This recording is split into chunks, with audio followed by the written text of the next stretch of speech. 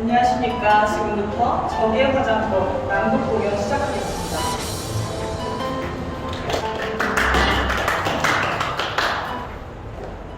기술적인 문제로 비행기 시간이 늦춰졌다는 스튜어디스의 안내 목소리가 나오면서부터 이미 제롬 아미스트는 신경이 날카로워졌다. Good morning, ladies and gentlemen. Your Ryanair flight R1588 to Tenerife Zut is now ready for boarding at an apron position. Please proceed to the exit where a bus is waiting for you to take you to your aircraft. We wish you a very pleasant flight. Thank you and goodbye. 설상 가상으로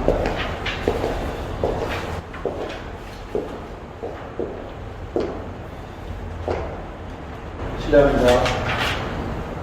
예.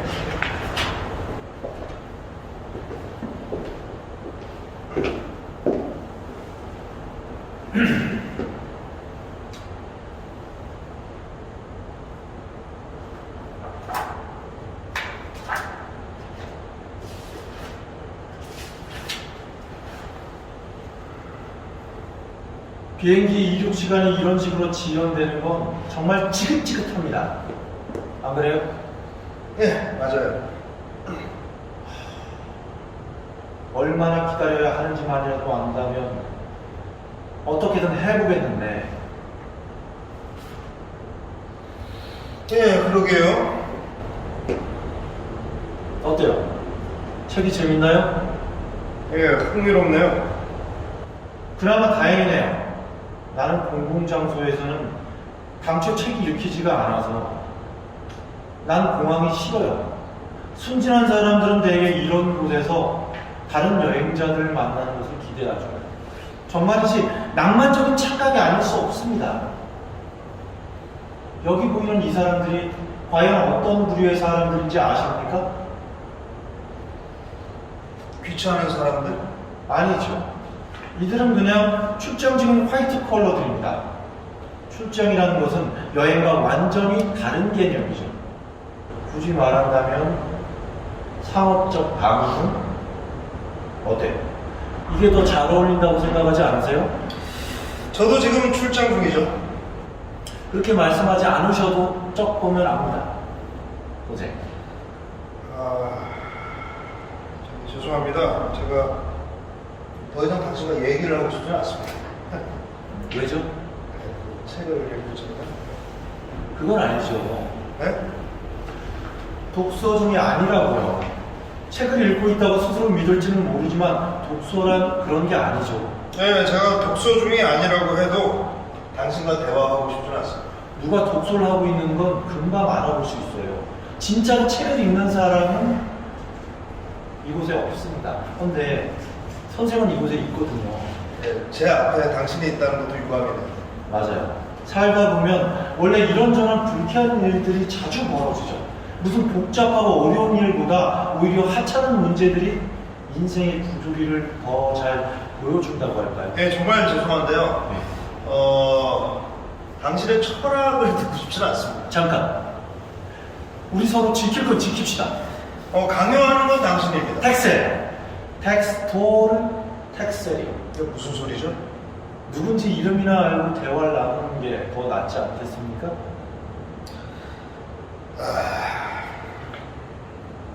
왜 그렇게 예민하십니까, 제롬 아우구스트 씨? 어떻게 내 이름을? 당신 여행 가방 꼬리표에 쓰여 있잖아요. 그러고 보니까 주소도 있군요. 그래, 원하는 게 뭐예요? 아무것도. 그냥 말하는 거죠. 네, 저는 침묵하고 싶습니다. 앉았지만 그래도 날 말리기는 어려울 겁니다. 금지는 일도 아니니까. 제롬 아미스트는 한참 먼 곳으로 자리를 옮긴다. 텍스토르 텍셀에 따라와 주지 않는다. 제롬 아미스트는 다시 자리를 옮겨 한 좌석에 끌고 앉고 다른 두 사람 사이에 가서 앉았다. 마치 그들의 바람막이 있었다. 하지만 텍스토르 텍셀은 전혀 아랑곳하지 않고 이번에는 그의 바로 앞에 똑바로 선 채 도발적으로 말을 던졌다. 직업상 근심거리가 있습니까? 노코멘트. 왜죠? 금지된 일이 아니니까. 당신이 말하는 걸 제가 어쩌지 못하는 것처럼 제가 대답을 안 하는 것도 금지된 일이 아니죠. 하지만 방금 대답했네요. 네, 더 이상 말하지 않기 위해서. 그렇다면 이제 나에 대해서 얘기를 하죠. 네, 마음대로 하세요. 아까도 이미 얘기했지만 내 이름은 텍셀이요. 텍스토르 텍셀. 내 이름이 괴상해서 그러는 겁니까? 내 이름이 그리 괴상한 건 아니죠. 텍셀은 여느 성과 마찬가지로 내가 네덜란드 혈통임을 말해주는 성입니다. 어때요? 텍셀. 듣기 괜찮죠? 별로. 확실히 텍스토르는 발음이 좀 어려운 편이죠. 그래도 귀티가 나는 이름이긴 합니다. 괴테가 가진 여러 이름 가운데 하나가 텍스토르였다는 사실을 아십니까? 외할아버지 이름이 요한 볼프강 텍스토리이며 어머니의 이름은 카타리나 엘리자벳 텍스토리였다. 천만. 텍스토르가 어디가 어때서요? 아니, 당신과 이름이 비슷한 게 불행하다고요? 텍스토르를 못난 이름처럼 여기시는 모양인데 잘 생각해보면 그게 텍스트라는 나무랄 데 없는 단어와 그리 다르지 않다는 걸 아시게 될 겁니다. 당신 보기에 텍스토르의 어원이 무엇일 것 같소? 천벌? 혹시 무슨 비난받을 일이라도 저지르셨습니까? 전혀. 여하튼 당신의 답은 터무니없는 것입니다. 텍스토르는 텍스트에서 왔어요. 관심 없습니다. 텍스트라는 단어는 텍세레르라는 라틴어 동사로부터 왔는데 짜다라는 뜻을 가지고 있죠. 그래서 텍스트란 무엇보다도 말의 직조물이 되는 셈입니다. 그렇지 않습니까? 그러니까 결국 당신의 이름은 직조공이라는 뜻이군요. 그보다는 좀 더 고급스러운 의미로 문서 작성자가 낫겠죠. 텍스트를 짜는 사람 말입니다. 이런 이름이라면 작가가 됐어야 했는데 말입니다. 그러게요. 대문호가 되셨을 텐데. 다만 이름과 성이 붙어있을 때가 문제죠. 텍스토르 텍셀하면 듣기 그리 좋진 않거든요. 정답. 텍스토르 텍셀. 도대체 우리 부모님은 무슨 생각으로 내 이름을 그렇게 지었을까요? 직접 물어보시죠. 부모님은 내가 4살 때 돌아가셨어. 나더러 밝혀내라는 무슨 메시지처럼 이 이름만 달랑 물려주고 말이에요. 텍스토르 텍셀. 텍스토르. 하긴 시간이 지나면서 그 복잡한 발음에 익숙해지자 귀에 그리 거슬린다는 생각은 버리게 되더군요. 심지어는 이 괴상한 이름에서 음성학적인 아름다움도 느껴지는 거예요. 텍스토르 텍셀, 텍스토르 텍셀, 텍스토르. 어쨌든 언어학자인 귀스타브 기욤이 말했듯이 귀를 즐겁게 하는 것은 정신을 즐겁게 한다 이겁니다. 족속을 내시려면 어떻게 하는 겁니까? 화장실에도 가서 안 나오면 됩니까? 친애하는 선생님, 아마 그것도 별로 소용이 없을 겁니다. 여기는 공항이에요. 화장실이라고 방음 장치까지 되어 있는 건 아니죠. 나는 거기까지도 따라가서 끝끝내 눈을 사이에 두고 이야기를 할 겁니다. 그러니까 대체 왜 이러시는 거예요? 그러고 싶으니까요. 하고 싶은 건 늘 하니까요. 난 당신의 낯짝을 한 대 발견해주고 싶어. 그거는 합법적이지가 못해요. 내 인생의 낙은 합법적인 공예를 유발시키는 겁니다. 희생자가 스스로 방어할 권리가 없는 만큼 그건 재미나죠. 아니, 살아가는데 좀 그보다 나은 욕심은 없으십니까? 없어요. 전 있습니다. 사실이 아닐걸요. 아는 척하지 마세요. 당신은 비즈니스맨입니다. 당신의 목표는 오로지 돈이죠. 그거 하찮은 겁니다. 적어도 전 남을 귀찮게 하지 않습니다. 틀림없이 누군가에게 해를 끼치고 있을 거예요. 설사 그게 사실이라고 쳐도 대기 나를 비난할 수는 없습니다. 당신이 뭔데요? 난 텍셀이요. 텍스토르 텍셀. 어련하시겠습니까? 네덜란드인이죠. 공항의 네덜란드인이라. 잘하면 날아다니는 네덜란드인이 나오겠는데요? 북유럽의 전설이자 바그너의 오페라로도 유명한 방황하는 네덜란드인을 빗대어 하는 말이다. 영원히 유영성 선장으로 바다를 떠돌도록 저주받은 네덜란드인이 7년 만에 한 번 번씩 육지에서 그의 저주를 풀어준 진실한 연인을 찾아 헤맨다는 내용. 날아다니는 네덜란드인이 아직은 유망주죠. 여자한테나 직접 보려고 세상 물정의 어두운 로맨티스트라고나 할까? 근데 왜 남자한테 직접 거리고 난리예요? 나는 내게 영감을 불러일으키는 사람한테 직접 보이죠. 앙비스트 씨, 당신은 무척이나 강한 영감을 불러일으키는 타입입니다. 당신의 머리는 그 사업가의 그것이 아니에요. 당신이 아무리 뭐라 해도 당신 안에는 그 뭐랄까 그 어떤 여유 같은 것이 자리 잡고 있습니다. 그게 나를 자극하는 거고요. 저기요, 저 한가한 사람 아니에요. 그렇게 생각하고 싶겠죠. 하지만 당신은 호기심에 잔뜩 사로잡힌 당신 속 젊은이를 완전히 억누르지 못했어요.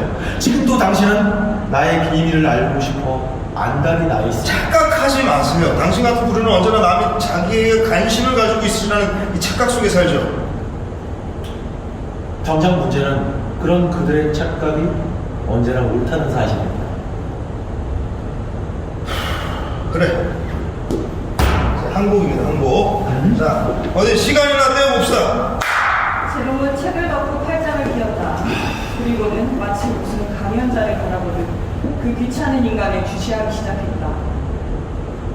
내 이름은 텍셀. 텍스토르 텍셀. 그럼 무슨 뭐 돌림 노래입니까? 난 네덜란드인이죠. 참. 알겠습니다. 자꾸 그런 식으로 끼어들면 진도 나가기가 어렵습니다. 내가 왜 당신의 진도에 맞춰야 돼요? 내 인생의 몇몇 에피소드만 들려줘도 금방 생각이 달라질 거예요. 예컨대 난 어렸을 때 사람을 죽인 적이 있어요. 8살 때였죠. 반에 프랑크라는 아이가 있었어요. 잘생기고 싹싹한 데다가 늘 웃는 얼굴이었죠. 뭐 1등은 아니었지만 성적이 좋은 편이었는데 특히 체육에서 단연 돋보였죠. 아이들 사이에서 인기가 좋았습니다. 네, 뭐 당신만 빼고. 도저히 두고 볼 수 없더군요. 솔직히 말해 나는 비실비실하고 체육은 당연히 꼴찌였으면 친구 한 명 없었거든요. 그때부터 인기가 없었군요. 노력을 안 했던 건 아닙니다. 친근하게도 굴고 재밌는 녀석이 되어보려고 죽어라 애를 썼죠. 하지만 소용없었습니다. 하긴 뭐 그런다고 달라졌겠습니까? 나는 프랑크가 점점 더 미워졌어요. 당시 하느님을 믿던 나는 어느 일요일 밤에 침대 속에서 악마적인 기도를 시작했죠. 몇 시간 동안이나 끙끙거리며 내가 미워하는 꼬마 녀석을 죽여달라고 기도를 했죠. 할만하군요. 다음날 아침 학교에 가니 선생님이 교실에서 눈물을 글썽이며 하는 말이 프랑크가 간밤에 원인 모를 심장 발작으로 죽었다는 겁니다. 물론 당신은 그게 당신 탓이라고 믿었겠고요. 정말로 내 탓이었어요. 나 때문이 아니라면 그토록 팔팔하던 소년이 어떻게 변한다는 심장 발작을 일으킬 수 있었겠습니까? 아니 그게 그렇게 간단한 거라면 이 세상에는 살아남을 사람이 별로 없겠네요. 하여간 반 아이들은 모두 울었어요. 아이들은 금세 특출난 인물은 명이 짧은 법이다라는 그런 류의 통념 속에 빠져들었죠. 난 생각했죠. 당연하지. 우리 가운데 제일 잘난 걸 해치는 게 아니었다면 내가 뭐하러 기도까지 해가며 고생을 했겠어 하고 말입니다. 그러니까 결국 당신의 생각은 이 하나님과 직접 소통을 할 수 있다. 내 첫 느낌은 승리감이었어요. 성공한 거죠. 프랑크가 내 인생을 망치는 걸 막았으니까요. 한데 시간이 흐를수록 녀석의 죽음이 나의 인기에 도움이 되지 않는다는 걸 실감하게 됐습니다. 나는 그저 내 활동폭이 넓어지면 내 존재가 더 두드러질 거라고 생각했던 거죠. 정말 말도 안 되는 착각이었죠. 프랑크는 곧 잊혀졌지만 대신 내가 그의 자리를 차지한 건 아니었습니다. 그럼요. 비호감은 언제나 비호감이잖아요. 괜히 프랑크를 죽였다는 생각이 들었고 난 점점 후회하기 시작했어요. 그래서 그 이후로 자신의 반성문으로 사람들을 귀찮게 하려고 공항에서 아무나 자꾸 이렇게 말을 건 거예요? 잠깐만요. 그리 간단한 문제가 아니에요. 나는 조금 부끄러웠을 뿐 그걸로 괴로워할 정도는 아니었어요. 아, 자신의 그 아이의 죽음의 원인이 아니라는 것쯤은 좀 알 정도로 제정신을 가지고 있다 이거예요? 잘못 이해하셨네요. 나는 그 살인사건의 범인이 나라는 걸 조금도 의심하지 않았어요. 다만 나는 당시에 양심의 가치를 느끼지 못했죠. 아시다시피 어른들은 아이들에게 손자를 만나면 인사를 하라든가 아니면 콧구멍 속에 손가락을 넣으면 안 된다는 건 가르치지만 동급생을 죽이지 말라고 가르치진 않죠. 아마 내가 진열대에 놓인 사탕을 훔쳤다면 훨씬 더 뼈저린 죄책감을 느꼈을 겁니다. 당신이 신앙심을 잃었다면 어째서 아직까지 그 프랑크라는 아이가 죽은 것이 당신 때문이라고 믿을 수 있죠? 자고로 신앙심으로 고치된 정신만큼 강한 건 없는 겁니다. 하나님이 존재하느냐 아니냐 중요하지가 않아요. 당시 나의 기도는 그 신념으로 모아 하나의 목숨을 끝장낼 정도로 강력했습니다. 신앙을 포기하면서 내가 잃은 게 바로 그 힘이죠. 신앙을 포기하시면 잘하신 겁니다. 그렇죠. 그래서 그 이후에 내 살인 행각이 훨씬 고달프죠. 또 중요한 건 첫 살인뿐입니다. 죄의식은 누적되는 게 아니에요. 사람 100명을 죽이는 것이 단 한 명을 죽이는 것보다 결코 더 심각하게 생각되진 않는다는 얘기죠. 그래서 일단 누군가 한 명을 죽이고 나면 왜 100명을 죽여서 안 되는지가 모호해지는 겁니다. 그렇고 말고 살면서 그런 즐거움을 놓치면 안 되죠. 내 말을 진지하게 받아들이지 않는군요. 비웃고 있어요. 아니 1급 살인자와 함께 하고 있는 이 순간이 이렇게 안 무서울 수도 있군요. 옳은 얘기입니다. 나는 대단한 범죄는 아니에요. 그저 속 좁은 죄인에 불과하죠. 그 명징한 태도는 마음에 드네요. 이건 알아두셔야 합니다. 난 단 2명밖에 안 죽였어요. 예, 야망을 좀 더 키우세요. 나도 같은 생각입니다. 좀 더 높은 계획을 위해 태어난 몸이거든요. 한데 이 죄의식이란 악마가 나를 방해하는 바람에 되고 싶어 했던 거창한 존재가 못 되고 있는 겁니다. 죄의식까지 나왔네. 이제 반성문설과가 끝이 아니었단 말이에요. 프랑크를 죽인 것에 대해서는 그게 맞습니다. 죄의식에 사로잡힌 건 그보다 더 나중이죠. 두 번째 살인. 그래, 그때는 어떻게 한 거예요? 무언가 그 아브라함의 막 제사 같은, 나는 신앙을 포기함과 동시에 죄인이 됐어요. 한데 내가 여지껏 광신도하고 얘기하고 있는 줄은 몰랐네요. 우리 집은 그냥 무신론 집합체예요. 신앙이 과연 집안 내력일까요? 나도 친척 중 누구 하나 신앙을 가진 사람은 없지만 나는 가졌거든요. 그래도 결국 당신도 그 친척들처럼 된 건 아니에요. 신앙을 포기했으니까. 그렇죠. 하지만 그건 하나의 사건 때문이었어요. 일어나지 않을 수도 있었지만 결국엔 내 인생을 손부리째 결정해버린 어떤 정신적인 사건은 말입니다. 당신도 충격을 받긴 받는군요. 다행입니다. 12살하고 반년 정도 나이를 먹었을 때였죠. 그때 조부모님 댁에서 살고 있었어요. 그 집엔 고양이가 3마리 있었는데 걔네들 먹이를 주는 게 내 일이었죠. 생선 통조림을 따서 내용물을 밥과 함께 버무리는 일이었죠. 그 일은 내 속에서 심한 혐오감을 불러일으켰어요. 생선 냄새와 모습이 토할 것 같은 느낌을 유발시키곤 했습니다. 게다가 생선살을 그저 포크로 잘게 부수는 것만으로는 안 됐어요. 생선살이 밥과 완전히 혼합되지 않으면 고양이가 시큰둥하기 일쑤였으니까요. 그러니 직접 손을 담가 반죽을 만들 수밖에요.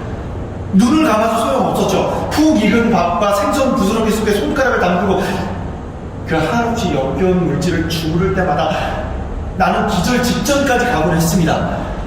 거기까지는 저도 이해가 되네요. 그렇게 수년간 그 일에 매달리던 어느 날 도저히 생각할 수도 없는 일이 일어난 겁니다. 그때가 내 나이 12라고 반 정도였는데 문득 주무르고 있던 고양이 사료에 눈길을 주게 됐죠.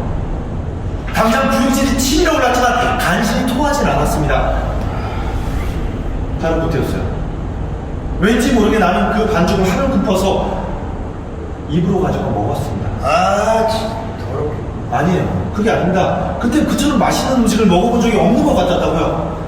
삐쩍 마르고 영양 상태가 말이 아닌데다 뭐든 먹으려면 가진 애를 써야 했던 내가 짐승이나 먹을 끈끈한 죽을 입 가에까지 혀로 싹싹 핥아먹었다니까요.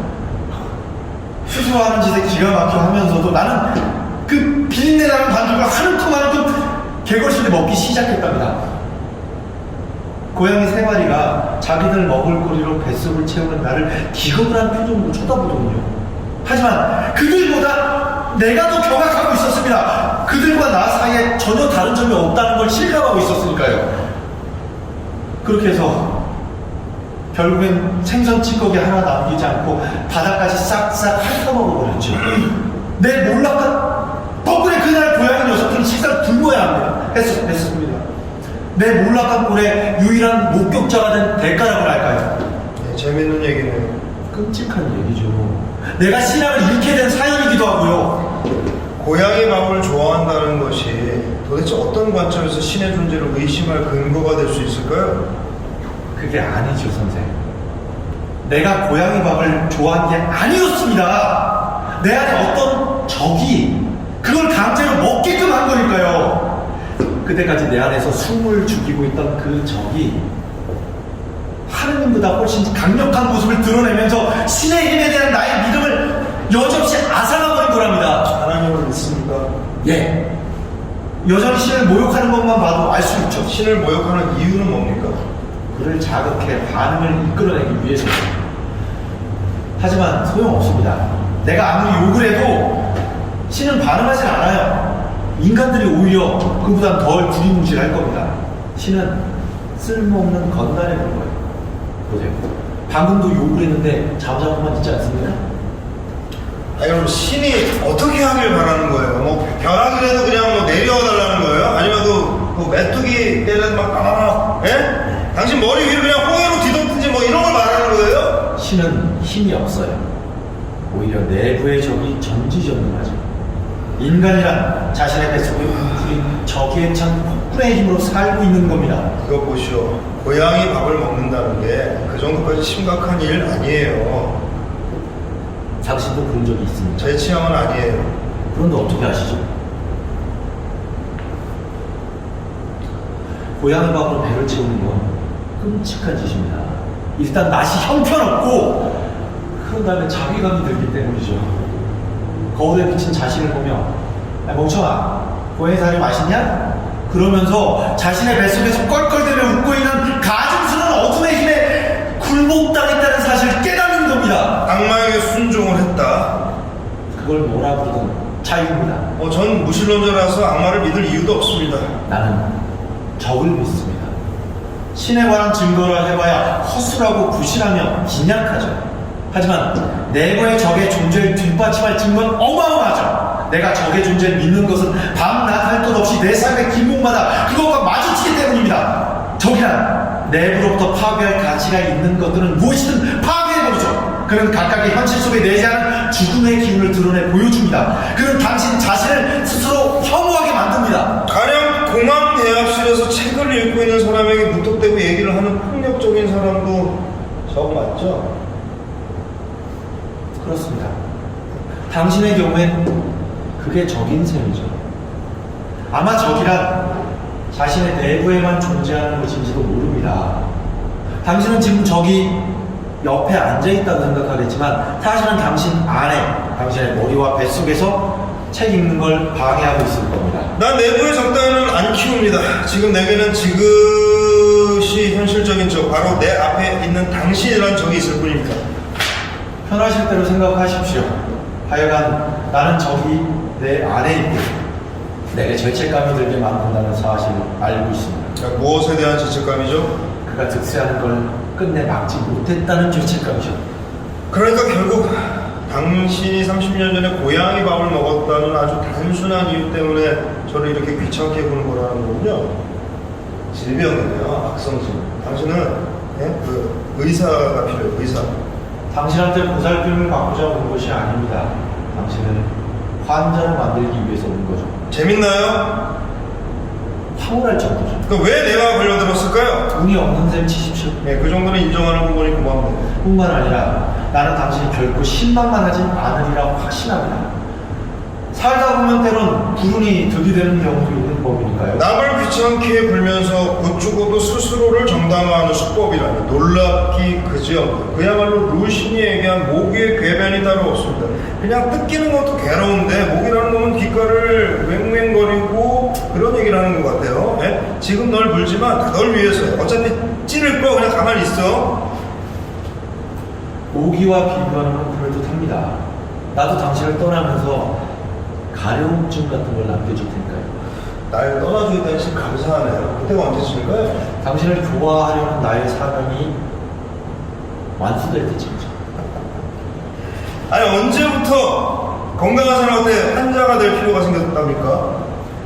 예? 당신을 예? 일단 당신은 전혀 건강하지 않습니다. 당신 안에 불편한 무언가가 있다는 사실을 당신 자신도 분명히 알고 있어요. 바로 그렇기 때문에 당신은 환자가 될 필요를 느끼고 있을 거고요. 파스칼리스트는 어떤 글에는 이런 기막힌 제목이 붙어 있어요. 질병의 선형을 신께 간구하는 길. 이 글은 1659년 파스칼의 건강 상태가 현저하게 악화되었을 즈음 쓰여진 것으로 추측된다. 이후 파스칼은 가난한 자에게 가난한 자의 대도로 봉사하기를 원했고 끝내 3년 뒤인 1662년 39의 나이로 숨을 거둔다. 따지고 보면 질병을 그럴듯하게 써먹는 방법이 한두 가지가 아니에요. 그러려면 일단 환자가 되어야 하고 말입니다. 내가 당신에게 베풀려는 은혜가 바로 그런 겁니다. 예, 몸들 바를 모르겠네. 근데 저는 배운 망덕한 사람이니까 대개 선물은 그냥 가지고 가세요. 아시다시피 당신은 나 없이 병 자체를 인식하지 못해요. 곧 그 질병에서 벗어날 방법이 없죠. 아니, 도대체 내가 무엇으로부터 치유되어야 한다는 거예요? 왜 자신을 속이려고만 합니까? 제롬 앙기스트, 당신은 매우 아파하고 있어요. 저에 대해서 뭘 하신다고요? 무척 많은 걸 알죠. CIA가 뭐야? 그들의 업무보다 더 은밀한 일들을 하고 있어요. 당신 누구야? 내 이름은 텍스토르 텍셀이요. 죽겠네. 난 네덜란드 사람이죠. 제롬 앙기스트는 두 손으로 귀를 틀어막았다. 그러자 들리는 거라고는 두개골 속에서 울리는 소음뿐이었다. 그건 마치 열차가 지나가지 않는데 지하철역에서 멀찌감치 거리는 신비한 우웅거리가 같았다.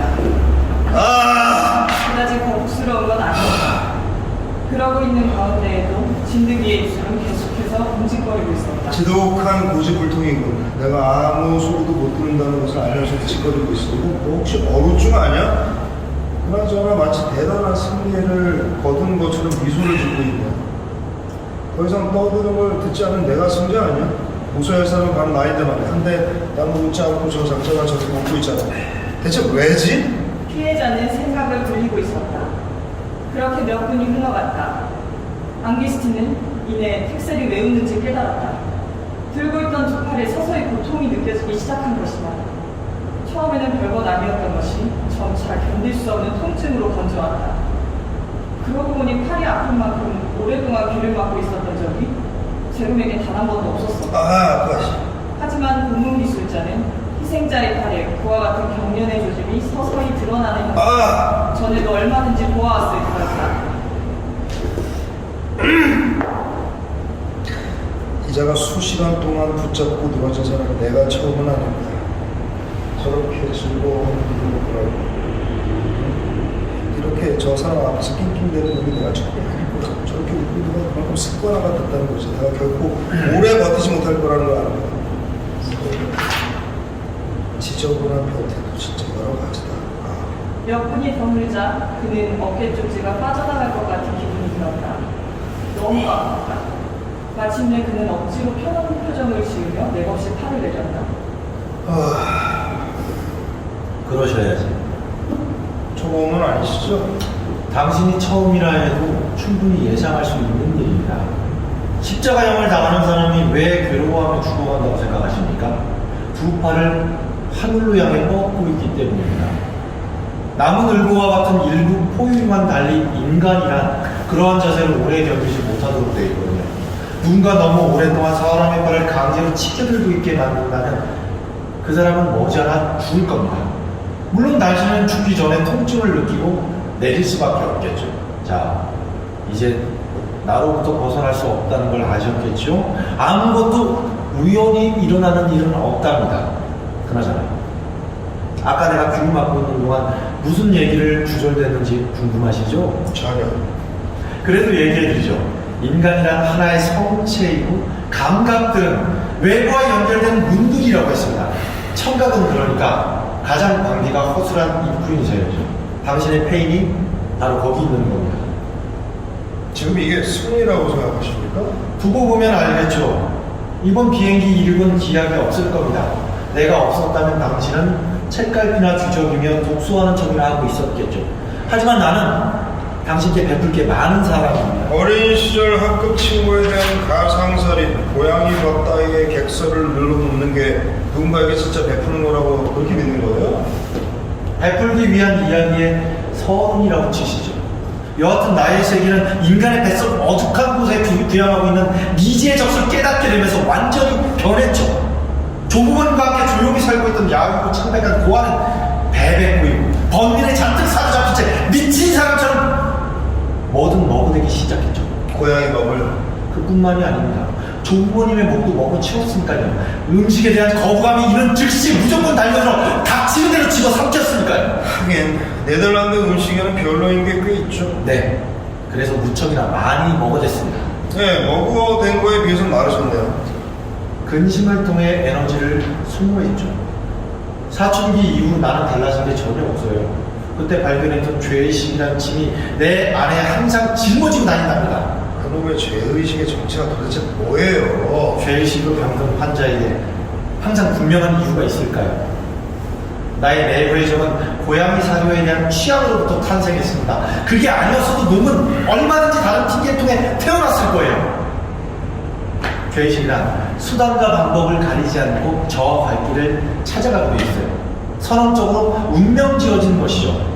역시 네덜란드인의 발명품인 일종의 장세니즘이라고 할까요? 17세기 초 네덜란드 신학자 코르넬리우스 얀센에 의해 주창되고 훗날 프랑스 포르루야의 수도원을 중심으로 발전된 종교이론으로 성 아우구스티누스의 사상을 근간으로 인간의 자유의지를 거부하고 신의 예정서를 채택했으며 구원의 열쇠는 인간의 선행이 아니라 신의 은총이라고 가르쳤다. 여기선 철저한 숙명론의 바탕을 둔 원격주의 정도로 이해하면 좋을 듯하다. 무엇보다도 장세니즘이 마음에 들어요. 그처럼 부당한 교육일수록 구미가 담기거든요. 그야말로 진지한 자능성을 가능케 하는 이론이죠. 사랑처럼 말입니다. 이제 장승님까지 얘기하실 거예요? 혹시 압니까? 이 또한 처음부터 운명 지어진 것일지도요. 오로지 나와 마주치기 위한 목적 하나만으로 지금까지 당신이 살아왔을 가능성이 전혀 없는 건 아닙니다. 절대로 그럴 것 같진 않은데. 그렇게 단언하는 당신은 대체 누굽니까? 네, 저에게는 더 중요한 일들이 많거든요. 예를 들자면 제가 왜 당신한테 얘기를 해야 되죠? 제로 마음이 있을 텐데 내가 한 가지 중요한 원리를 가르쳐 드리죠. 나를 뒷담물게 하는 합법적인 방법은 딱 한 가지, 즉 말을 하는 거죠. 그나마 그래야 당신이 빠져나갈 수 있을 겁니다. 어디로부터요? 두고 보면 알 거예요. 자, 선생님, 어디 아내 얘기나 해보시죠. 제가 결혼한 건 또 어떻게 알았어요? 결혼하지도 않게 있는데. 지금 알았네요. 자, 우선 아내 얘기나 해보시죠. 거절하겠습니다. 왜죠? 내가 왜 당신한테 내 아내 얘기를 해야 돼요? 그렇다면 아내를 사랑하지 않는다는 결론이 나오는 겁니다. 사랑하죠. 아니요. 사랑에 빠진 사람은 그 사랑의 대상에 대해 무궁무진한 얘기거리를 가지기 마련이죠. 당신이야말로 그 누구도 사랑하지 못할 것 같은데. 사랑을 합니다. 얘기해보세요. 너무나 아름다운 한 여인을 사랑하고 있죠. 그런데 왜 여기서 이러고 있어요? 그녀 곁을 지키셔야지. 그녀가 나를 사랑하지 않거든요. 노력을 해보세요. 이미 노력을 해봤습니다. 더 노력을 해보세요. 부질없어요. 그런 패배의식. 해봤자 소용없다는 걸 난 너무도 잘 압니다. 사랑을 한다면서요. 그냥 죽었거든요.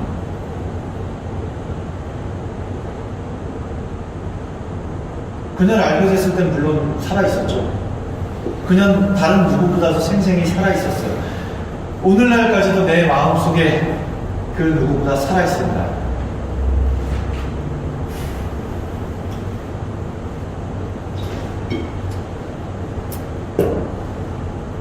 비탄에 젖은 척 하지 마십시오. 제로 아모스트 씨. 당신의 여자는 죽었군요.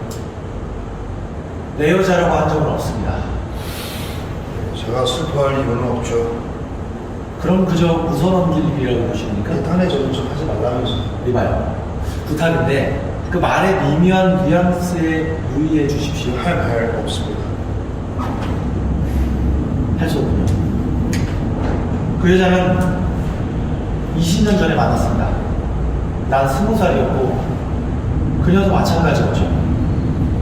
평생 여자에게 끌려본 적은 그때가 처음입니다. 자신의 배꼽을 움켜쥐고만 살았었다고 할까요?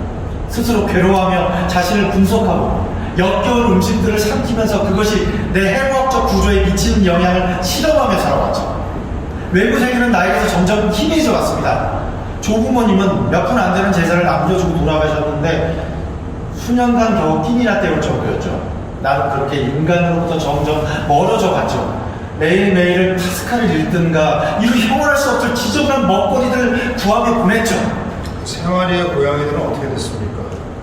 새끼도 없이 죽어버렸습니다. 덕분에 조부모님이 녀석들을 위해 쌓아놓은 생선 통조림을 깨끗이 비우느라 몇 달은 그럭저럭 보낼 수 있었죠.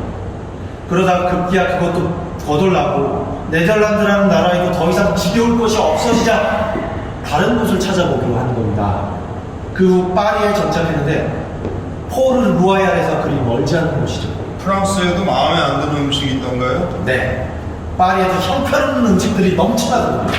내 취향의 음식들을 찾았죠.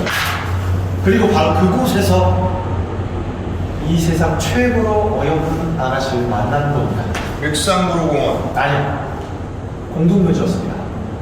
아, 페르라스입니다. 역시 거룩하네. 그게 아니라 몽마르트의 공동묘지에서 있어요. 그녀를 시체 더미 가운데서 발견했던 사실은 내가 보기에 상당한 의미가 있어요. 잘 모르는 곳입니다. 파리에서 가장 아름다운 곳이죠. 백 라시제리아 월등히 쓸쓸하니까요. 유독 그곳에 한 무덤이 내게 와닿았는데 누구의 무덤인지는 모릅니다. 그런데 묘소 위에 코를 박고 쓰러져 있는 웬 소녀의 조각상이 있는 겁니다. 그녀의 얼굴이 어떻게 생겼을지는 영원히 미지수죠. 반쯤 드러난 매우 다소곳한 몸의 윤곽과 가녀린 등성, 앙증맞은 발, 우아한 몸덜미밖에는 구분할 수 없었으니까요. 게다가 푸르죽죽한 녹이 마치 죽음처럼 그녀의 전신을 장식하고 있는 겁니다. 무섭네. 아니, 매력적이죠. 더구나 그걸 처음 발견했을 때 마침 살아있는 여자 하나가 정확히 그와 똑같은 몸매를 하고 서서 그걸 물끄러미 바라보고 있는 거예요. 적어도 등만 보면 같은 사람인 줄 알았을 정도입니다. 난 그녀에게 다가가 마치 조만간 닥쳐올 죽음 같은 어느 소녀가 미래의 자기 무덤에 와서 자신의 조각상을 바라보기라도 하는 것처럼 말입니다. 나는 그녀에게 다가가 조각상의 모델이 된 게 당신이냐고 물었죠. 그러자 곧장 그녀는 기분 나빠하더군요. 오래 하셨네요. 왜죠? 그것도 추행입니다. 그게 어때서요? 죽음이란 조금도 지저분한 게 아닙니다. 그럼에도 불구하고 그 살아있는 젊은 여인은 날 무례한 놈으로 여기는 듯했고 대꾸할 생각을 안 하는 것 같았습니다. 그런 가운데 나는 그녀의 얼굴을 살피고 있었어요. 난 너무도 놀라워서 그만 할 말을 잃고 말았습니다. 그녀의 얼굴은 무엇으로도 설명할 수가 없었어요. 수수께끼와도 같았고 날 꿈꾸게 만들었어요. 나는 온갖 갈망을 품고 그녀를 바라보았죠. 말로는 그녀를 묘사할 수 없었어요. 차라리 칸타타나 소나타로 그녀를 설명할 수 있겠죠. 그때부터 난 그녀를 제외한 모든 것으로부터 흥미를 잃었습니다. 소름 끼치네요.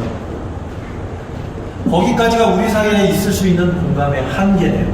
왜냐하면 당신은 결코 세상으로부터 외면당했을 때 어떤 기분이 드는지 모를 테니까요. 당신은 흔히 말하는 가진 사람입니다.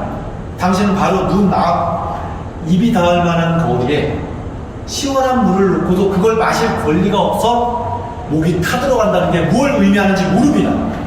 방금 사막을 건너온 당신을 구미에 맞지 않는다는 터무니없는 이유로 물 스스로가 거부한다 이겁니다. 마치 물이란 물질 자체가 당신을 거부할 권리를 가진 것처럼 말이죠. 이게 얼마나 웃긴 일입니까? 어쨌든 당신이 물을 갈망하는 거지 물이 당신을 목말라 하는 건 아니지 않습니까? 수확한 변명입니다. 어떻게 됐을까요? 뭐가요? 우리의 대화 초반에도 분명히 얘기했듯이 나는 내가 하고 싶은 것은 반드시 행하는 버릇이 있어. 20년 전 그때가 바로 그런 경우죠. 무덤 한가운데서 말이요? 그렇게 놀라는 게 자구소 때문이요? 아니면 행위 때문이요? 둘 다. 누군가를 갈망한 건 내 평생 그때가 처음이었어요. 기회를 그냥 흘려보내기 싫었죠. 물론 간간이 아니었으면 더 좋았겠지만. 네, 그만 듣고 싶네요. 말투 맞아요.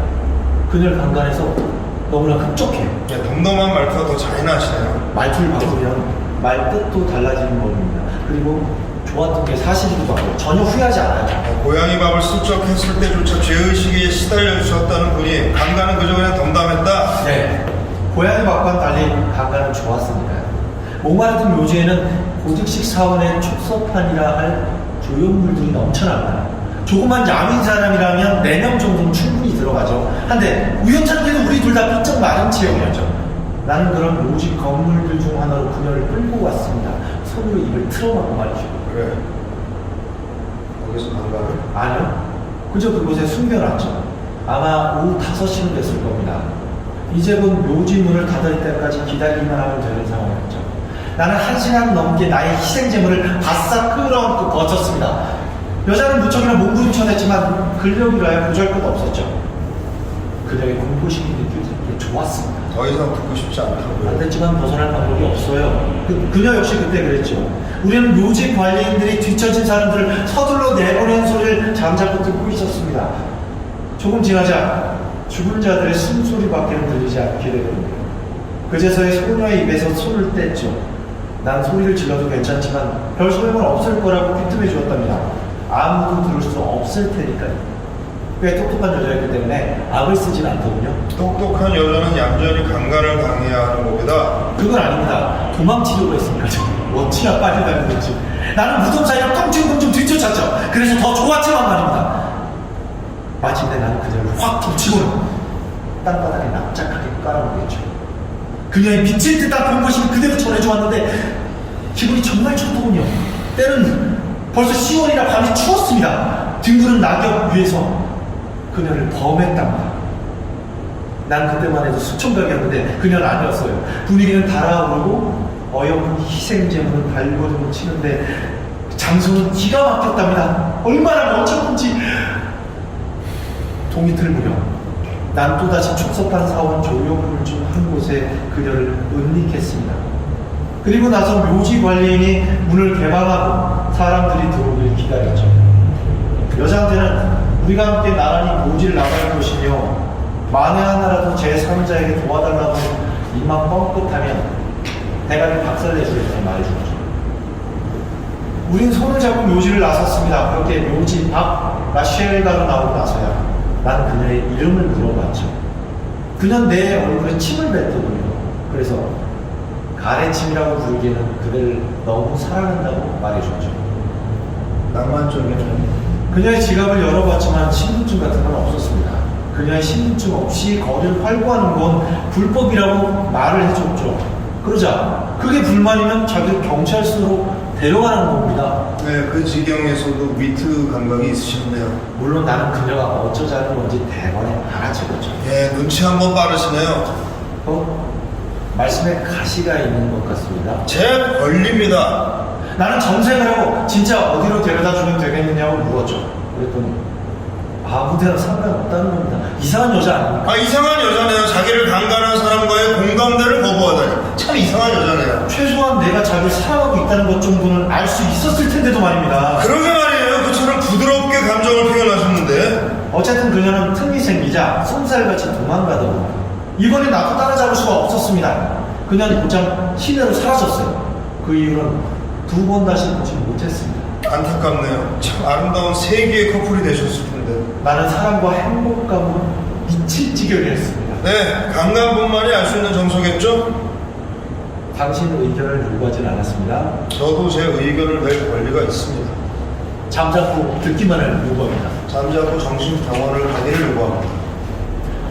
공항에 오면 언제든 내 얘기를 들어줄 준비를 갖춘 채 빈둥거리는 사람들이 천지인데 뭐하러 정신과 의사를 찾아가겠어? 나는 그 소녀를 사방으로 찾아다녔습니다. 처음엔 그녀가 혹시라도 다시 돌아와 줄까 기대하면서 목마르던 공동묘지를 어슬렁거렸죠. 하지만 그녀는 오지 않았습니다. 아, 사이코패스. 심지어는 그 일이 그녀에게 좋지 않은 기억을 남긴 건 아닐까 생각할 뻔했지 뭡니까? 제정신입니까? 예. 정말 그렇게 믿으시는 거예요? 강간을 한다는 거는 상대를 그만큼 높이 평가한다는 것입니다. 상대를 위해서 기꺼이 법의 테두리 밖으로 뛰쳐나갈 수 있음을 증명하는 것인 말이에요. 입만 열면 자꾸 법 얘기를 하시는데 당신이 그 추악한 짓을 하는 동안 그녀야말로 머릿속에 법을 떠올렸을 겁니다. 아무래도 직접 강간을 당해보셔야지 뭐 정신 차리시겠군요. 나도 무척이나 바라던 말이에요. 한데 아쉽게도 내게 그러고 싶은 사람은 없는 것 같군요. 물론 그렇겠죠, 물론. 내가 그렇게 못생겼나요? 문제는 그런 게 아니잖아요. 그럼 뭐가 문제인가요? 사람과 인간관계를 맺을 때 단 한순간이라도 자신의 폭력적인 방식에 대해서 사유를 못하는 거예요? 난생 처음 마음으로 드셨다면서 그런 여자를 가지고 강간을 했어요. 저하고 얘기를 하고 싶다면서요. 어떻게 오셨어요? 와, 오셔가지고 당신 말만 했잖아요. 조금 덜 악순환의 방식이지만 지금 당신은 나한테 강간을 하는 것과 마찬가지예요. 도대체 누군가와의 동의를 바탕으로 인간관계를 가져볼 생각은 없으신 거예요? 없습니다. 불쌍합니다. 타인의 동의가 내게 무엇을 가져다 주죠? 아는 것을 가져다 주죠. 구체적으로 말씀해 보시죠. 시도를 한번 해보세요. 그럼 자연히 알게 될 겁니다. 너무 늦었어요. 내 나이 마흔입니다. 우종에서나 사람에서나 난 누구의 동의도 누구의 마음에도 들어본 적이 없는 사람이에요. 그 누구한테도 동료의식이라든지 아니면 희미한 공감대조차 불어넣어 줘본 적이 없단 말입니다. 노력을 좀 해보세요. 내가 왜 노력을 해야죠? 난 그냥 이대로 만족하는데? 난 강간이 줬어. 당신으로 하여금 강제로 내 이야기를 듣게 만드는 게 즐겁단 말입니다. 노력을 하려면 먼저 자신의 운명이 불만족스러워야 하는 것 아니겠어? 그렇다면 당신의 희생자들 생각은 아무런 상관이 없단 말입니까? 그건 아무래도 상관없죠. 당신은 감정이입을 경험할 능력이 갖춰져 있지 않는 사람입니다. 주로 어린 시절 사랑을 받지 못한 사람들의 전형적인 특징이죠. 그거 보세요. 이렇게 당신이 내 앞에 있는데 뭐하러 정신과 의사를 찾아가야 하느냐 말입니다. 책 한 권만 읽으면 할 수 있는 얘기입니다. 실제로 내 부모님이 날 사랑했다고 생각하진 않아요. 내가 4살 때 두 분 다 자살하셨는데 누구라도 자기 자신을 사랑한다면 자살하진 않겠죠. 두 사람 다 거실 들보에 나란히 농매난 시체로 발견됐죠.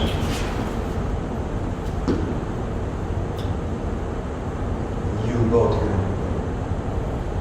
아무런 설명도 없었죠. 쪽자는 남긴 게 없었습니다. 조부모님도 도무지 이해가 안 간다고 하셨어요. 동정할 마음은 없습니다. 당신 생각이 옳아요. 잘 동정할 이유는 없습니다. 강간범들은 제게 혐오감만을 불러일으킵니다. 강간이라 해봐야 딱 한 번뿐이었어. 하긴 뭐 그거로도 내가 강간범이 되긴 충분하겠죠. 정신 차리세요. 그럼 그런 호칭에 부합하려면 일정한 희생양의 할당량이라도 치러야 합니까? 살인도 마찬가지입니다. 단 한 명만 살인을 해도 살인자는 살인자예요. 그러고 보니까 말이란 참 재미군요. 행동하기 1초 전만 해도 떳떳한 인간이었던 내가 행동을 한 1초 후에는 강간범이 되네요. 당신의 괴상망측한 배려 지긋지긋합니다. 적어도 나는 내세울 만한 정조를 갖춘 강간범입니다. 다른 여자는 강간하지 않았을 뿐만 아니라 만지기조차 안 했으니까요. 내 평생 성관계란 그때 딱 한 번뿐이었거든요. 희생자 입장에서 보면 그런 건 아무런 소용이 없는 겁니다. 고작 해줄 말이 그것뿐입니까? 당신 같은 정신 나간 족속들이 제대로 된 성생활을 못 누린다는 것은 놀랍지도 않아요. 나의 이런 금욕적인 생활이 당신이 보기엔 낭만적이지 않은 모양이죠? 그저 사이코패스. 내 생각은 좀 다릅니다. 하긴 아무려면 어떻습니까? 아까 하던 얘기로 돌아가죠. 마침내 나는 몽하르트 공동묘지가 그 소녀의 가장 가고 싶지 않은 장소일 거란 결론을 내리고 그곳 출입을 끊었습니다. 그건 결국 점점 더 내 마음을 사로잡는 그 여자를 찾아 파리 시내를 헤집고 다니던 오랜 방황의 시작이었죠. 나는 구에서 구로, 동에서 동으로, 거리에서 거리로, 지하철역에서 지하철역으로 조직적인 도심 수색에 나섰죠. 모래사장에서 발을 찾기가 따로 없네요. 세월은 속절없이 흘러갔고 나는 얄궂은 유산의 의지에 근근히 살아가고 있었습니다. 먹고 자는 것 이외에 전혀 지출이 없는 편이었죠. 영이라고 그려본 적이 없었습니다. 잠잘 때를 제외하고는 파리 시내 걷는 것 이외의 행동을 해본 적이 없어요. 경찰들은 도대체 뭐 하고 있었어요? 아, 희생자가 고소하지 않은 모양이에요. 그런 모습이 따로 없죠. 추적을 당하는 게 범죄자가 아니라 오히려 그 피해자라는 왜 그 여자를 찾는 거예요? 사람 때문이죠. 없네. 지금으로부터 10년 전, 그러니까 강간 사건이 있은 지 10년쯤 지나서였죠. 비싼 핫도그를 먹으며 시내 29지역을 거닐고 있는데 글쎄 매닐몽땅대로에서 무엇을 받는 줄 아십니까? 그녀였어요. 틀림없는 그녀였습니다. 10년 지난 세월은 그녀를 더욱 아름답고 섬세하며 좀 더 비통한 모습으로 변모시켰을 뿐입니다. 나는 즉시 그녀의 뒤를 밟기 시작했죠. 근데 10년간이나 사망을 헤매는 끝에 꿈에 그리던 연애를 다시 본 순간이 하필이면 겨자를 잔뜩 바른 소세지를 한 장 우물거리던 때였더니 참 재수도 되게 없는 거겠죠. 어쨌든 나는 소세지를 계속 무덕거리면서 그녀의 뒤를 쫓고 있었습니다. 입안에 있던 걸 좀 뱉어내지 그랬어요. 제정신, 당신 매닐몽땅 대로변에서 파는 핫도그 맛을 모르는 모양이고 그걸 뱉어낼 수는 없죠. 만약 그걸 뱉어냈다면 난 분명 여인에게 그 상실감을 전가했을 거고 그럼 나의 사랑은 덜 순수해졌을 겁니다. 무의식 중에 소세지를 손해본 걸 가지고 그녀 탓을 했겠죠. 다음 얘기로 넘어가십시다. 지금 당신 내 얘기를 듣고 싶어 안달을 내고 있는 거예요? 좋아요. 내 연인이 어떤 행동을 취했는지 짐작이 가십니까? 뭐 핫도그라도 사 먹었어요? 천만에요. 핫도그는 그녀가 들어간 페르 라쉐즈 맞은편에 있었던 겁니다. 난 아차했죠. 나 때문에 몽마르트 공동묘지에 대한 취향을 망쳐버린 그녀 입장에선 필경 또 다른 공동묘지로 옮겨갔을 수 있다는 것을 눈치챘어야 했는데 말입니다. 간간히 묘지에 대한 그녀의 고상한 취향까지 바꿔놓지 못했던 셈이죠. 그렇다고 목판을 놨을 때까지는 거긴 너무 지저분하고 결국 그녀는 페르 라쉐즈를 택한 것입니다. 산 사람으로 국세통을 이루는 것만 빼고는 그런 대로 기품이 있으니까요. 바로 그 점이 그곳에서의 관광을 어렵게 만드는 겁니다. 물론이죠. 하지만 공동묘지에서까지 더 이상 충동을 발산할 수 없다면 과연 어디로 가야 하겠습니까? 지옥. 여하튼 나는 그녀를 따라 묘지로 들어갔습니다. 옛날 생각이 나더군요. 그녀는 오솔길을 따라 걸어갔습니다. 사방을 잔뜩 경계하느라 동물적 감각이 묻어나는 그녀의 걸음걸이를 나는 경탄의 눈길로 다듬었습니다. 마침내 입에 우물거리던 핫도그를 다 삼킨 다음 나는 그녀 옆에 따라 붙었죠. 심장이 미친 듯이 두 방망이 들쳤습니다. 안녕하세요. 절 알아보시겠어요? 글쎄요. 누구시죠? 어떻게 당신을 못 알아볼 수가 있을까요? 10년이나 세월 당신 얼굴이 많이 변했나 보죠? 모르겠습니다. 다만 그녀의 그런 태도가 전혀 예상 밖은 아니었습니다. 강간당하는 와중에 상대의 얼굴을 반드시 기억하는 법은 없잖아요. 좌관, 내가 어찌나 애정어린 눈길로 바라보았던지 그녀 눈에 내가 제법 사랑스러워 보였던 모양입니다. 내게 살며시 웃어줬으니까요. 정말 예뻤죠. 가슴 한켠에 뻥 하고 구멍이 뚫리는 기분이었습니다. 남편과 함께 자주 외출을 하는 편이지만 길에서 마주치는 사람들 얼굴을 죄다 기억할 수는 없는 노릇이죠. 결혼을 했군요. 우린 한동안 술달 떨었습니다. 그냥 자연스럽게 마음을 열어봤습니다. 기가 막힌 건 내가 그때까지도 그녀의 이름을 모르고 있다는 거였어요. 심지어는 그녀 쪽에서 내 이름을 궁금해해야 할 때까지 정작 난 그녀의 이름을 물을 생각조차 안 하고 있었던 겁니다. 수수께끼를 그만 포기하겠어요. 텍세, 텍세. 미안하지만 그 이름은 처음 듣는데요. 네덜란드 사람이죠.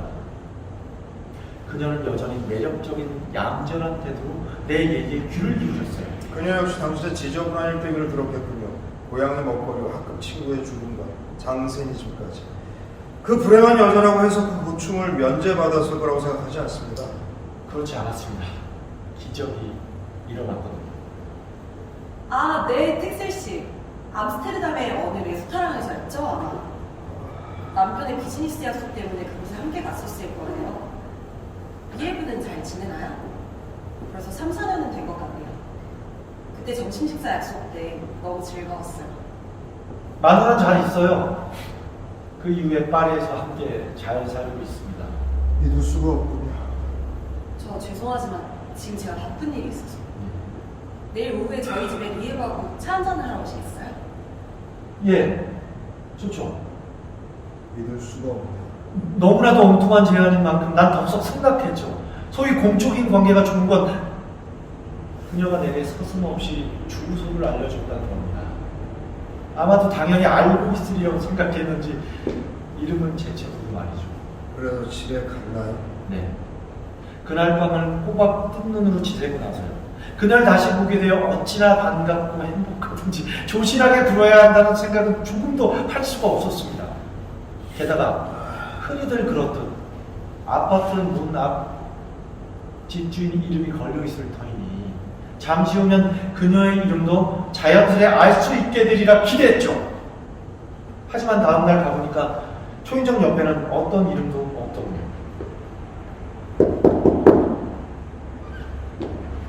리에브와는 함께 안 오셨군요. 아내가 아파서요. 오늘 못 와서 무척이나 아쉬워하면서 안부를 전해달라고 했어요. 그녀는 거실에다 날 앉히고는 차를 준비하는 자리에 떴습니다. 사실 그때 집안에 한을 두지 않았다는 걸 알게 되었고 그녀와 단둘이 있게 되어 잘 된다는 생각이 뇌를 스치더군요. 그래서 또다시 강간하려는 마음이 들었습니까?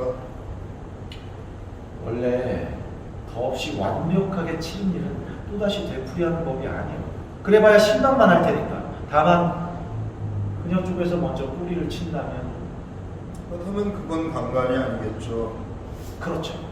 그런데 상대의 동의를 전제로 한 섹스는 다소 썰렁할 것이라는 생각이 내 짧은 경험을 통해 직관적으로 떠오르더라고요. 대단한 권위를 갖춘 것처럼 들리네요. 내 입장이 되어보십시오. 평생 딱 한 번 여자와 관계를 가지고 그게 강간이었습니다. 그러니 섹스에 대해서는 그 폭력성밖에는 알 수가 없는 거죠. 여하튼 매력적이고 다소곳한 희생제물이 자신의 집 거실에서 대접하는 차 한 잔을 들자니 상황이 다소 코믹한 게 사실이었습니다. 조금 더 드시죠, 텍셀 씨. 텍스토라고 불러주십시오. 파리를 좋아하시나요? 상당히 많은 영광을 주는 곳이죠. 우린 그렇게 점잖은 말만을 주고받았습니다.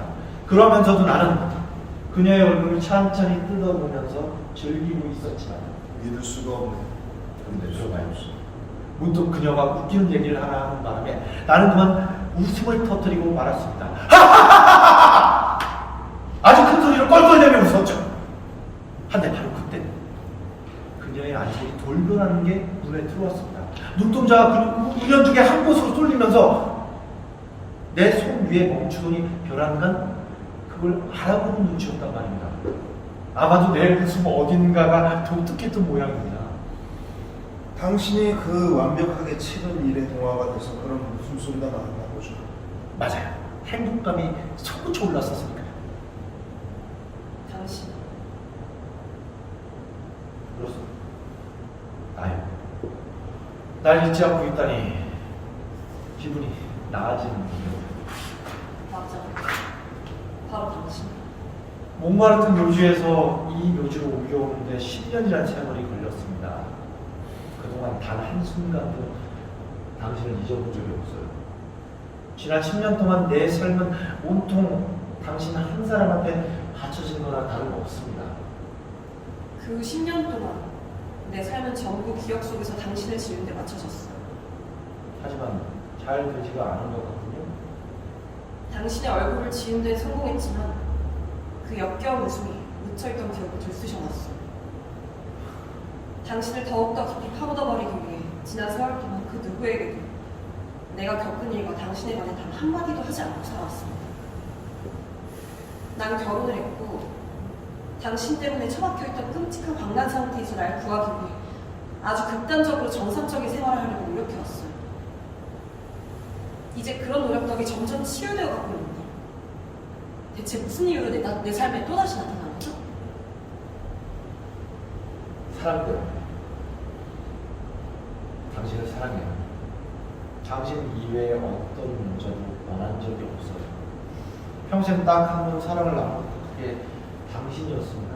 그건 사랑을 나눴던 게 아니에요. 내 머릿속에선 늘 당신에게 뭔가 얘기하고 있었어요.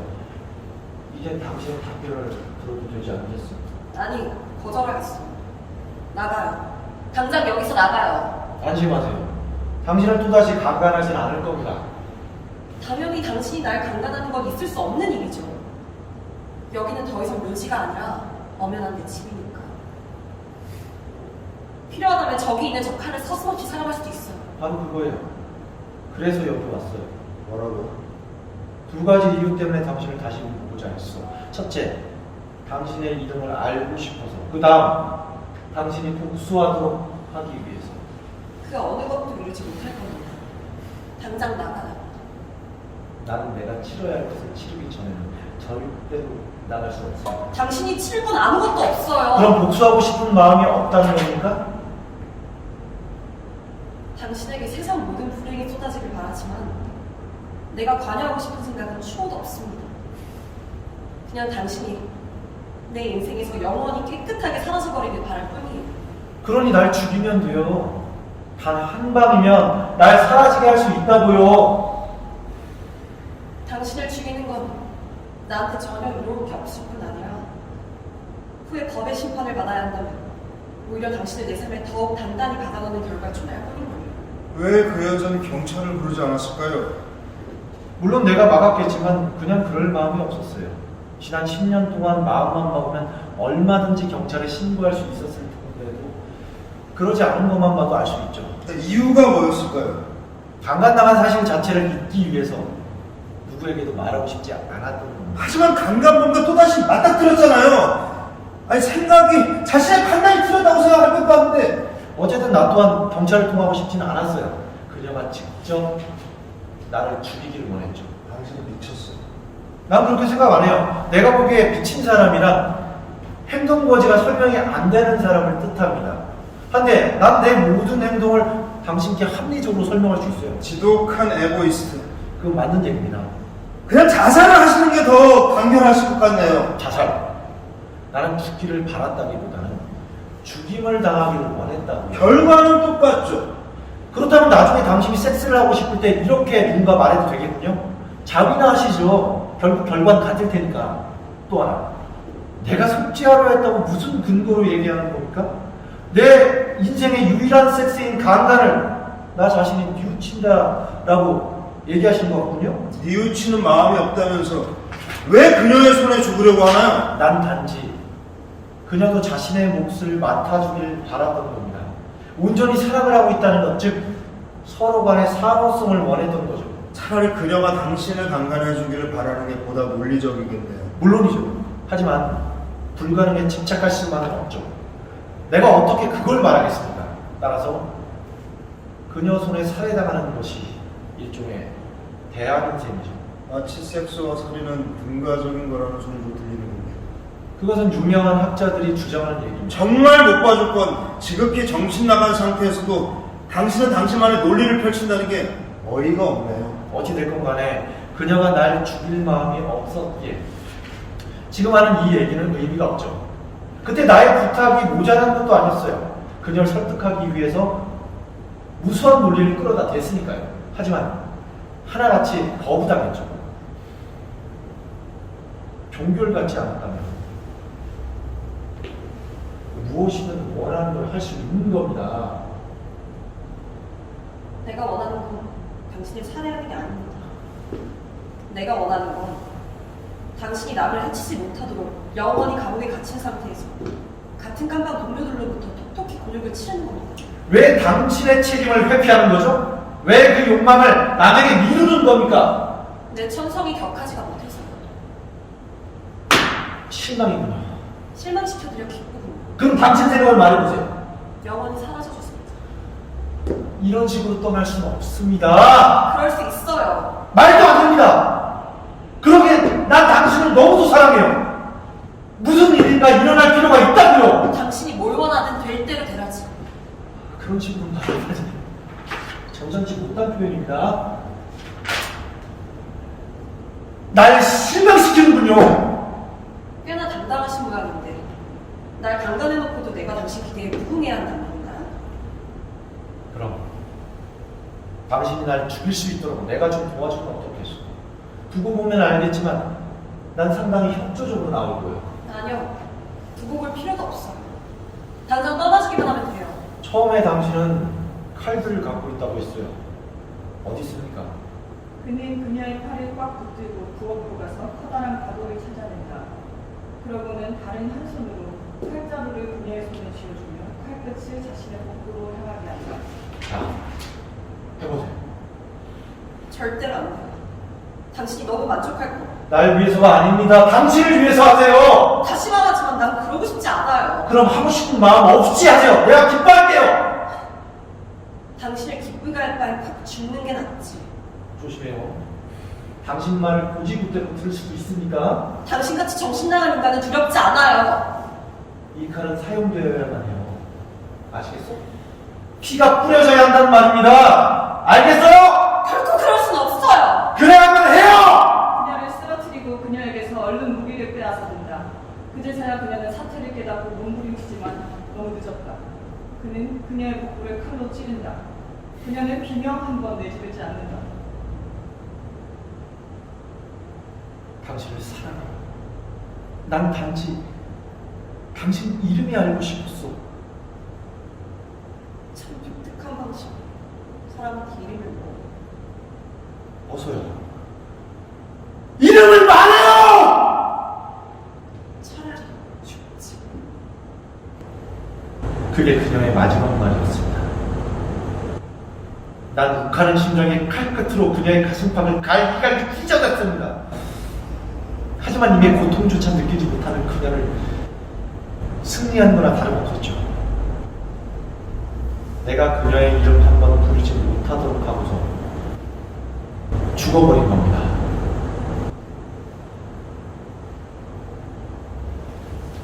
여기가 전체 내용의 절반 지점입니다. 저희가 준비한 건 여기까지입니다. 아,